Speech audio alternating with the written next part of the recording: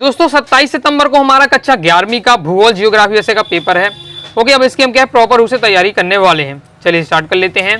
Okay, जितने question बताऊं सभी आप तैयार करते जाइएगा। इस वीडियो में हम 2 अंकी वाले महत्वपूर्ण प्रश्न कवर करेंगे।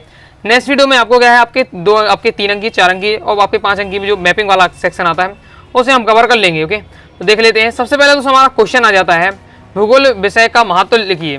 भूगोल विषय का क्या महत्व है आखिर? तो भूगोल जिसकी महत्व आपको बताना है। भूगोल द्वारा संसार के विभिन्न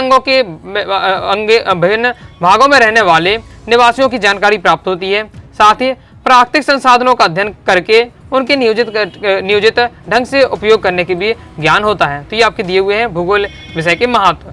नेक्स्ट हमारा क्वेश्चन है भौतिक भूगोल की शाखाओं के नाम लिखिए। तो भौतिक भूगोल में कौन कौन सी आपके आते हैं? तो भौतिक भूगोल के अंतर्गत आते हैं आपके भू आकृति विज्ञान, फिर आपका जलवायु विज्ञान, समुद्र विज्ञान, जैव भूगोल, ये सब आपकी शाखाएं आती हैं। नेक्स्ट दोस्तों आपको तैयार कर लेना है आपका भूकंपीय तरंगों की छाया क्षेत्र। ओके, तो इससे पहले दोस्तों मैं आपको बता दूं कि आपको भूगोल की परिभाषा भी जरूर तैयार कर लीजिएगा। भूगोल की परिभाषा भी बहुत ज़्यादा आपकी इंपॉर्टेंट है।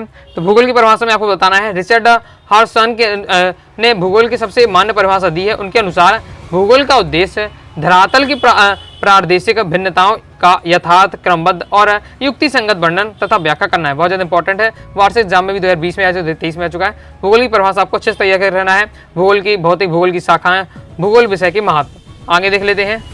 नेक्स्ट दोस्तों आपको क्या भूकंपीय तरंगों की छाया क्षेत्र कैसे बनती है, ये आपको पूछा जा रहा है। तो भूकंपीय तरंगों के भूगर्भ की ओर जाने पर वर्गाकार मार्ग बनता है। आंतरिक भाग ऐसे तरंगे प्रवेश कर पाती हैं। पी तरंगे भी यहाँ पर विशेष प्रकार से आवर्त करके मोड़ लेती हैं। अतः भूकंप मूल केंद्र के से दोनों ओर पृथ्वी के विपरीत भाग के किनारों की ओर ऐसा छाया क्षेत्र बन जाता है जहाँ किसी प्रकार की तरंगों का प्रभाव नहीं रहता है। ये होता है आपका भूकंपीय तरंगों की छाया क्षेत्र। ओके, आगे देख लेते हैं। इसके बाद दोस्तों आपको ज्वालामुखी क्रेटर क्या है ये आपको तैयार कर लेना है। ज्वालामुखी क्रेटर जमीन में एक गोल आकार का गड्ढा होता है जिसका निर्माण ज्वालामुखी के फटने से होता है। समानता इसका अर्थ समतल से होता है। उसमें एक निकास नलिका से पिघले पत्थर, गैस तथा अन्य ज्वालामुखी पदार्थ निकलते हैं। आगे नेक्स्ट दोस्तों आपको तैयार कर लेना है वायुमंडल किसे कहते हैं। तो वायुमंडल क्या है हमारा?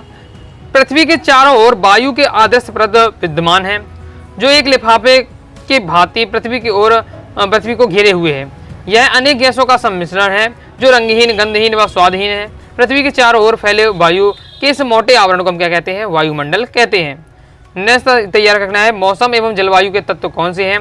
तापमान, दाब, हवा, आर्द्रता, बादल और समुद्र तल से ऊंचाई, वर्षण, ये सभी आपके हैं मौसम एवं जलवायु के तत्व हैं। नेक्स्ट दोस्तों आपको तैयार कर लेना है वायुमंडल में ओजोन गैस का महत्व लिखिए। बहुत ज़्यादा इंपॉर्टेंट है।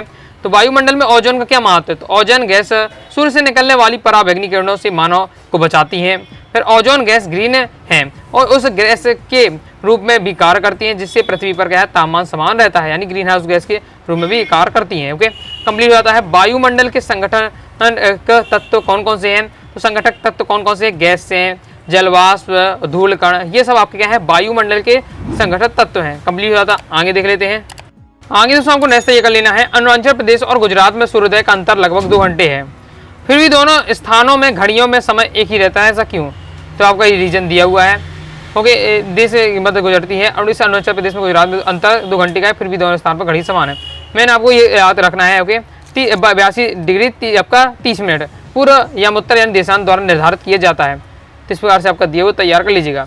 आगे नेक्स्ट दोस्तों आपको तैयार कर लीजिएगा कि भारत की आकृति किस प्रकार की है। तो भारत की आकृति लगभग चतुर्भुज आकार है, ये आपको तय करना है। संपूर्ण भारत का तट रेखा की लंबाई क्या है? तो तट रेखा की लंबाई याद कर लीजिएगा। ऐसे आपके 2 नंबर में भी और 1 वाक्य में पूछा जा सकता है। भारत और चीन के बीच की जो सीमा होती है उसे मैकमोहन रेखा है। तो भारत के पूर्वी तट को किन 2 तटों में जाना जाता है? तो कोरोमंडल तट और आपका उत्तरी सरकार तट। ओके, नेक्स्ट आपको देखना है बंगाल की खाड़ी में स्थित द्वीपों में समूह के नाम लिखिए। तो उत्तर में अंडमान निकोबार द्वीप समूह, दक्षिण में आपका निकोबार द्वीप समूह के। तो आपका दिया हुआ तैयार कर लीजिएगा। इसके बाद दोस्तों हमारा नेक्स्ट क्वेश्चन है पश्चिमी तटीय मैदान को डेल्टा क्यों क्या नहीं है? पश्चिमी तटीय मैदान का कोई डेल्टा क्यों नहीं है? तो इसे देख लेते हैं। इसका सॉल्यूशन आपको इस प्रकार से बताना है कि पश्चिमी तटीय मैदान में एक जलमग्न तटीय मैदान है तथा इस प्रदेश में विभिन्न कारणों में भ्रंश घाटियां बनती हैं। इस तट का ढाल अधिक होने के कारण नदियां अवसादों से जमा नहीं कर पाती हैं। साथ ही नर्मदा तथा ताप्ती आदि नदियों भ्रंश घाटियों से होकर समुद्र में गिरती हैं। इस कारण ये यहाँ की नदी कोई क्या है डेल्टा नहीं बना पाती। कंप्लीट हो जाता। आगे नेक्स्ट दोस्तों हमारा क्वेश्चन है पश्चिमी घाट की 2 विशेषताएं लिखिए। पश्चिमी घाट की 2 विशेषताएं पूछी जा रही है। तो दोस्तों आपको क्या है पश्चिमी घाट की 2 विशेषताएं पूछी जाएगी। पश्चिमी घाट की विशेषता क्या है कि पश्चिमी घाट एक सतत पर्वत श्रृंखला है और इसकी कुल लंबाई आपकी लगभग दी हुई है 1600 है। पश्चिमी घाट की औसत ऊंचाई क्या है 1500 मीटर है, जो उत्तर से दक्षिण की तरफ बढ़ती है और अधिकतर प्रमुख प्रायद्वीपीय नदियां गोदावरी कृष्णा आदि की उत्पत्ति क्या है पश्चिमी घाट से होती है। आगे दोस्तों हमारा नेक्स्ट क्वेश्चन है बागर और खादर में अंतर बहुत ज़्यादा महत्वपूर्ण है। आपका प्रीवियस ईयर में आ चुका है। बागर और खादर में क्या अंतर होता है? बागर में है कि पुराने जड़ों निरपेक्ष से बने ऊंचे प्रदेश को बागर कहते हैं, जबकि खादर आपका यह नवीन जड़ों निरपेक्ष से बने प्रदेश होते हैं। फिर आपका बागर में यहाँ बाढ़ का जल नहीं पहुँच पाता है, जबकि खादर में इस क्षेत्र में प्रतिवर्ष बाढ़ आती है। खादर में हम प्रतिवर्ष बाढ़ आती है क्योंकि ये दशा होता है, जबकि बागर क्या होता है यहाँ बाढ़ का जल नहीं पहुँच पाता क्योंकि ये क्या है ऊंचा होता है।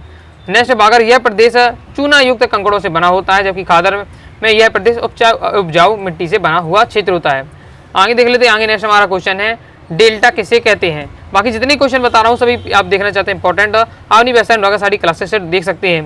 दोस्तों गूगल पर जाना, सर्च करना अनुराग साड़ी क्लासेस.com, सबसे पहले वेबसाइट मिलेगी, ओपन करिएगा तो वहाँ से आप क्लास 11 के सभी सब्जेक्ट के इंपॉर्टेंट आप देख सकते हैं।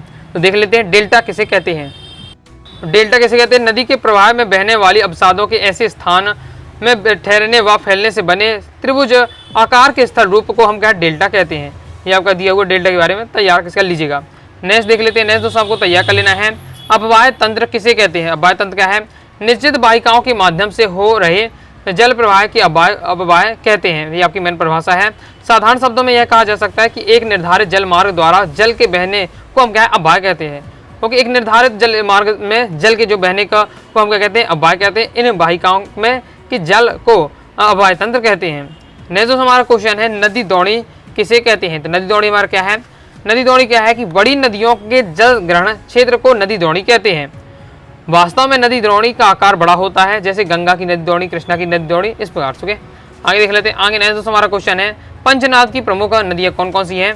तो पंचनाद की ऐसी प्रमुख नदियाँ पूछी जा रही हैं। तो ये आपका दिया है पंचनादी में आ रही है पंजाब की। पंजाब राज्य में प्रवाहित होने वाली 5 नदियों को पंचनाद कहा जाता है। जो आपको याद रखना है झेलम, चेनाब, रावी, ब्यास, सतलज, इस प्रकार से आपको याद रखिएगा झेलम, चेनाब, रावी, ब्यास, सतलज। ओके, तो इस प्रकार से आप 5 नदियों को तैयार करके रखना है। आगे नेक्स्ट इसके अलावा आपको तैयार कर लेना है नदी दौड़ी और जल संभार में अंतर, बहुत ज़्यादा आपका इंपॉर्टेंट है। ओके, तो ये आपका दिया है नदी दौड़ी और जल संभार में अंतर।